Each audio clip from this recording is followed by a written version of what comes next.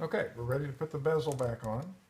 And one thing you have to remember that I should have mentioned earlier is all the black screws go in. However, the silver screws, which I laid the screen on top of, thank you. The silver screws are the last to go in because they help hold the bezel. So we slip the covers for the hinges back in, snap them back onto the hinges like that. They just pop right back in, sliding backward. And then we're line up the holes for the bezel and snap it back into place so that it doesn't move while I screw things in later. And the camera, we already know the camera's in the right place because we mounted it using the pin that was in the back. And I'm just snapping in, as long as it's fitting flush around the edges, it will snap in very cleanly onto the frame behind it. And now it's lying flat. And I mount the two silver screws.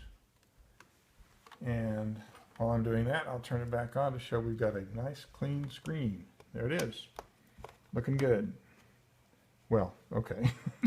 I shut it down abnormally. What can I say? I was busy. And I needed to hurry up, so I just turned it off. And with that, you've saved several $100s, at least $200 in repairs and shipping, by the way. And we will show here at the beginning and the end where we got this wonderful screen that saved us so much money and works so perfectly. And we'll let those folks know that we appreciate the convenience of being able to order from them. I'm putting the decals back over the screws so that we get that nice cosmetic look that we had.